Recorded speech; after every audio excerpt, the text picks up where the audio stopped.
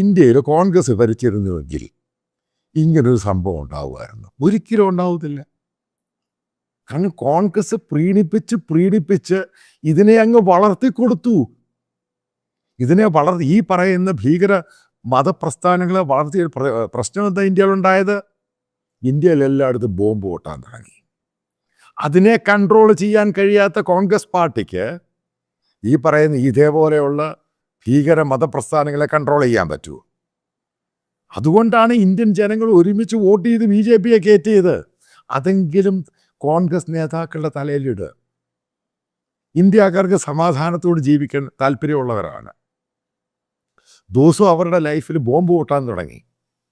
Railway സ്റ്റേഷനിൽ, എയർപോർട്ടിൽ, എവിടെ സിറ്റി മാർക്കറ്റിൽ അല്ല എത്രയോ ബോംബ് പൊട്ടിന് സാക്ഷ്യം വഹിച്ചവരാണ് ഞാൻ. കാരണം ഇത് കണ്ടത് കേട്ട് ഞെട്ടിപ്പോയിട്ടുണ്ട്. അപ്പം ആ സാധനം ഇല്ലാതായി.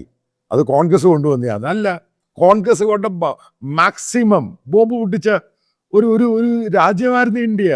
അതേപോലെ പേഴ്സണലി പറയാം, ഞാനിതൊക്കെ അനലൈസ് ചെയ്യുന്ന ഒരാളാണ് പണ്ട് പോലെ. ഇതുമായി ബന്ധപ്പെട്ട് ഇന്ത്യൻ ഹോം മിനിസ്റ്റർ ആയിരുന്ന ശിവരാജ് പാട്ടീലിനെ ഈ പറയുന്ന അതിനുശേഷം മഹാരാഷ്ട്രയിൽ നിന്ന് വന്ന സുശീൽ കുമാർ ഷിൻഡെ, അയാൾ ഞാൻ 2 or 3 പ്രാവശ്യം പോയി ഇൻ ഡീറ്റെയിൽ ആയിട്ട് പറഞ്ഞു കൊടുത്തു. അവരതിന് പുല്ല് വിലയാണ് കൽപ്പിച്ച്. ഞാൻ പറഞ്ഞു ഇത് ഇന്ത്യ മുഴുവനും വ്യാപിക്കുകയാണ്, ഗവൺമെൻറ് ഒരു ആക്ഷൻ എടുക്കണം. അവർ അവസാനം കൈമലർത്തി ഈ സുശീൽ കുമാർ ഷിൻഡെ പറഞ്ഞൊരു കാര്യമാണ്, അങ്ങനെ തീരുമാനം എടുത്തു കഴിഞ്ഞാൽ അത് കോൺഗ്രസിൻ്റെ രാഷ്ട്രീയത്തെ ബാധിക്കും.